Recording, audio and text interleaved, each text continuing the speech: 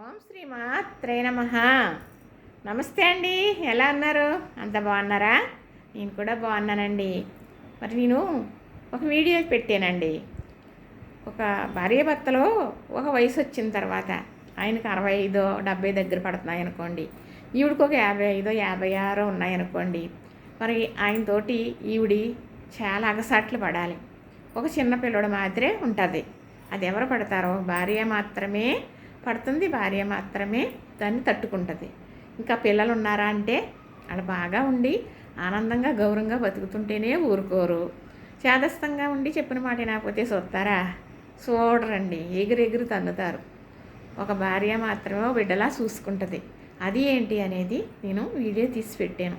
ఏంటి నా జీవిత గాథ అనుభవం. ఇప్పుడు మా మా వయసు చెప్పాను కదా మీకు.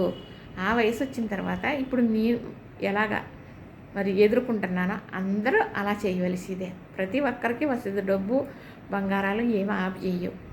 ఒక టైం మధ్యలోకి ఇలాంటి రోజులు వస్తూ ఉంటాయి. ఎడ్డామంటే తెడ్డామంటాం.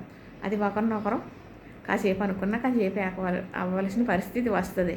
ఇది నేను ఇప్పుడు ఎదుర్కొంటూ ఉన్నాను. అదే నేను వీడియో తీసి పెట్టాను, చూడండి. చూస్తే జీవితం అంటే అర్థమవుతుంది. అది చెప్పాలనేనండి నా ఒక అభిలాష. మరి అయితే ఈరోజు ఏం చెబుతానా అనుకుంటున్నారు కదా. మా అత్తయ్య గారు ఉండేవారండి.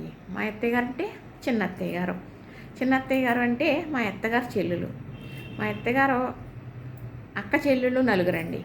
మా అత్తయ్య గారు అక్క చెల్లెళ్ళు నలుగురు. మా అత్తయ్య గారు తర్వాత ఆవిడ చాలా మంచి మంచి మాటలు చెప్తూ ఉండేవారు. పెద్ద ఆవిడకి 90 ఏళ్ళు వచ్చిన తర్వాత వెళ్ళిపోయారు. నేనే మరి 55 ఏళ్ళు దాటిన దాన్ని కదండి. మా అత్తగారు చెల్లెలు అంటే మరి కదండి, పెద్ద ఆవిడే కదా. అయితే వజ్రాలు లాంటి మాటలు, ఆనిముత్యాలు లాంటి మాటలు చెప్పేవారు. ఎలాగనంటే మరి అప్పుడు పెద్దవాళ్ళు నిర్ణయాలు అలాగుంటాయన్నమాట. సంవత్సరానికి ఒకసారి బంధువులందరినీ చూడాలని మావయ్య గారు ఇద్దరు పెట్టుకునేవారు. అలా టీవీ అట్లా నడుపుకునేవారండి. 3 ఆడపిల్లలు 2 అబ్బాయిలు. అయితే పిల్లలు చిన్నగా ఉన్నప్పుడైనా పిల్లలు పెళ్ళిళ్ళు అయ్యే కన్నా ఒకటే బాణీ మటండి వాళ్ళది. చక్కగా ప్రోగ్రాం పెట్టుకునేవారు. వెళ్ళాలి, చుట్టాలు బంధువులు చూడాలి అని.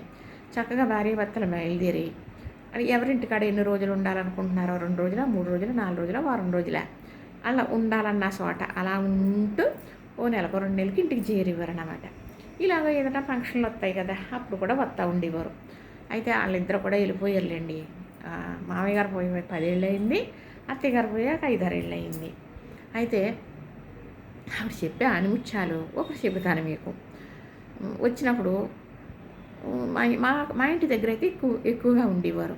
మా అత్తయ్య గారు పెద్ద ఆవిడ కాబట్టి, మా అత్తయ్య గారు లేరనుకోండి, అక్క పిల్లలు అనేసి అందరికీ మా వారిని ఆవిడ 3 నెలలు అన్నాళ్ళు పెంచారంట మా అత్తయ్య గారు, మా చిన్న అత్తయ్య గారు. అందుకు ఈయనంటే బాగా ప్రేమ అండి. బాబు బాబు అంటూ మా వారిని చాలా ప్రేమగా చూసుకునేవారు. మా అత్తయ్య గారు మావయ్య గారు కూడా, అదే చిన్న అత్తయ్య గారు మావయ్య గారు అనేవారు. అమ్మ, కోడిగుడ్డు దాచుకుంటే సంపద పెరుగుద్ది, దాకుడు కూర అవుతుంది. కోడిగుడ్డు ఉందని కురిసిపెట్టేస్తే అలాగా నిన్నెవరో చూడరు అనేవారు. ఏంటి ఇలా అంటున్నారో, దానికి అర్థం ఏంటి? చిన్నప్పటి నుంచి కూడా అదేంటో తెలుసుకోవాలనే ఒక తపనండి నాకు. దానికి ఏంటి అనేది రీజన్ తెలియాలని అంటే అలాగా 2 3 మాటలు విన్నాను. కానీ అత్తయ్య గారు కదా గమ్మున బాగోదనుకుని నేను తిరిగేసి అడగలేదు. ఒకసారి అది కాదు అత్తయ్య గారు, కోడిగుడ్డు దాచుకుంటే దాకడ కూర ఎలాగవుతుందండి, సంపద ఎలా పెరుగుతుంది, ఏంటిది అర్థం చెబుతారా అని అడిగానండి నేను. అంటే ఎర్రి నా కోళ్ళ, నీకేం తెలుసు, నేను చెప్తాను అని అప్పుడు అన్నారన్నమాట అండి. ఇగో ఇంట్లో కోడిగుడ్డు ఉంది అనుకో, కోడిగుడ్డు తెచ్చుకున్నావు కొనుక్కొని. అప్పుడు కొనుక్కోవటాలేండి, ఇప్పుడైతే 3 అమ్మటాలు వస్తున్నాయి. కొనుక్కొని తెచ్చుకున్నావు, గుడ్డు ఉంది కదా అనేసి నీ కూతురు వచ్చింది, అల్లుడు వచ్చాడనో, లేకపోతే నీ పిల్లలు ఉన్నారు కదా, నా పిల్లలు సంతోషంగా తింటారని నువ్వేం చేస్తావు, ఆ కోడిగుడ్డు వండేసి పెట్టేస్తావు. వాళ్ళు కూడా తినేటప్పుడు ఓహా ఆహా అనుకుంటూ నొట్లు వేసుకుంటా తినేస్తారు. నీ గడప దాటి వెళ్ళిపోయారనుకో, నీ కోడిగుడ్డు ఏంటి నిన్నే మర్చిపోతారు వాళ్ళు కదా. ఏమైంది, నువ్వు ఉన్నదని పెట్టేసావు. నీ గుడ్డు ఉంటే ఇప్పుడు సంపద పెరుగును. ఎలా పెరుగును? కోడి పిల్లలు చేయింతారు కదా కోడిగుడ్లు పెట్టి, ఆడ దగ్గర పట్టుకెళ్ళి నీ కోడిగుడ్డు, మా కోడిగుడ్డు కూడా పెట్టుకుంటానండి, మీ పిల్లలతో పిల్ల అవుతుంది అని అడుగుతావు. నీ కోడిగుడ్డు ఏదో తెలియాలి కదా. ఒక మచ్చ ఆనవాళ్ళు పెట్టుకుంటాం, ఒక కాటికి మచ్చ, ఒక టిలకం మచ్చ, పెట్టుకున్నాక పిల్ల అయింది మీ గుడ్డు అని తెలుస్తుంది. అలా కోడు ఇంత పిల్లలు అయ్యాక తరివేస్తుంది మీ బతుకు మీరు బతకండి అని. అప్పుడు మీ పిల్లల్ని పట్టుకొచ్చి నీకు ఇచ్చేస్తారు. నువ్వేం చేసుకుంటావు? చక్కగా పెంచుకుంటే అది గుడ్లు పెట్టడం మొదలు పెడుతుంది. నీకు అవసరానికి ఓ గుడ్డు అమ్ముకుంటావు, ఓ పైసా వస్తుంది. అప్పుడు పైసల రోజులు కాబట్టి వస్తుంది. ఓ చోట పెట్టుకుంటాం. ఓ 10 గుడ్లు అయ్యాకరా ఆ కోడిని పెట్టి అనక పెడతాం, పిల్లలు చేస్తుంది.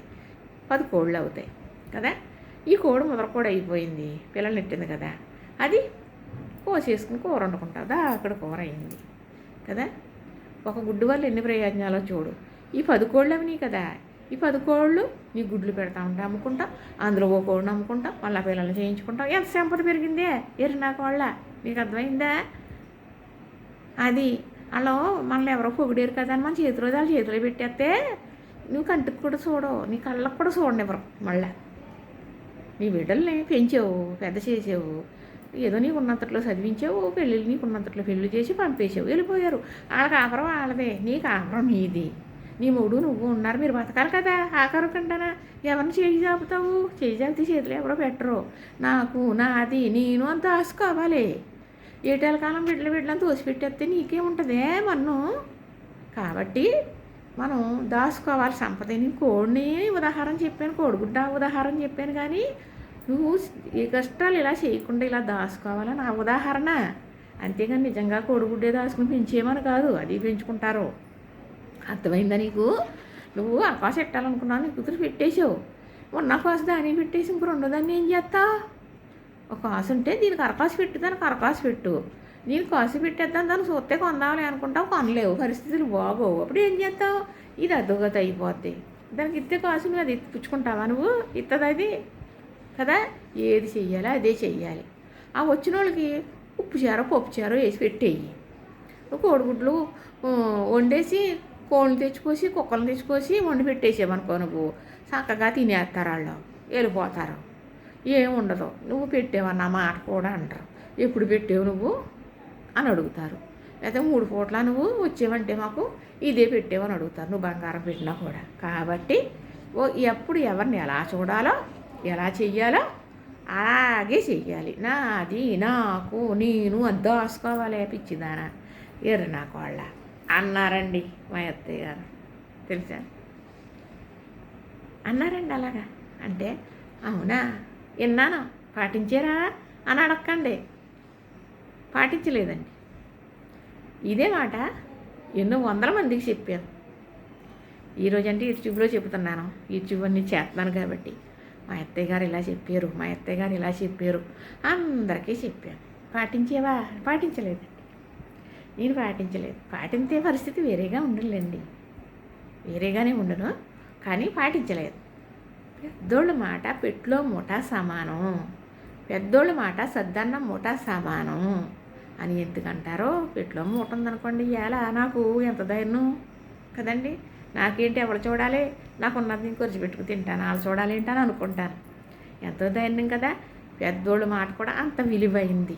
అది విన్నామనుకోండి, అవును ఇలాగ ఉండాలి, లేకపోతే మనమే బాధపడతామని తెలిస్తే అలాగే ఉంటే మనం బాధపడం కదా. అంతే కదండి, అంత విలువైంది. సద్దనం ఉందనుకోండి, గింజలు ఊరబెట్టాను, మరి ఎక్కడ అమెరికాలో కూడా అదే తింటున్నారని చెప్తున్నారు. ఇప్పుడు పూర్వం అదే తినేవాళ్ళం, ఎంతో అమృతంలాగా ఉండేది, ఏ రోగాలు ఉండేవి కాదు. మరి అది సద్దన్నం ఎంతో గొప్ప ఆరోగ్యమైందే కదా. అందుకు సద్దన్నం మూట ఎంత బాగా పోల్చారో చూసారా పెద్దలు. అంత గొప్ప వరాకరీని మాటలు చెప్పేవారండి మా చిన్న అత్తయ్య గారు. ఇది మీకు నేను చెప్పాలని ఎన్ని మాటలు వీడియో చేస్తుంటే ఒక 10 సార్లన్నా చేశానండి. లాస్ట్కి వచ్చేటప్పటికి చెప్పలేకపోవటం, ఏదో మర్చిపోవటం, మళ్ళీ కట్ చేసేయటం, అంటే ముక్కలు కలుపుకోవడం అవి నాకు రాదండి. చాలా అవస్థపడుతూ ఉంటాను. అయితే నిన్న 3 అట్లకి కామెంట్లు పెట్టారండి ఒకరు, సాట్లకి నేను కొత్తగా సపరేకరనండి అని కూడా పెట్టారు. చాలా బాగుందని పెట్టారు. తాటిపేసు ఉడికించి నేను స్టోర్ చేస్తానండి. దానికి మరేమో నేను పూసలు చూపించాను, వినాయకుడు దండలో పూసలు సరదాగా చూపించాను. దానికి మరేమో ముద్దపప్పు ఆవకాయకి పెట్టారు. మరి నేను పెద్దదాన్ని కాబట్టి నా ఆశీర్వాదం మీ అందరికీ ఉండాలని నా పరమశివుడిని మనసారా కోరుకుంటున్నానండి. కొత్త వాళ్ళు చేరుతూ ఉన్నారు. మరి సబ్స్క్రైబ్ చేసుకున్న వాళ్ళందరూ చూడండి, చూసిన వారందరూ లైక్ చేయండి, ఎదరికెళ్ళే అదృష్టాన్ని నాకు కల్పించండి. మీకు రుణపడి ఉంటాను. మీ అమ్మగా నేను అడుగుతున్నాను.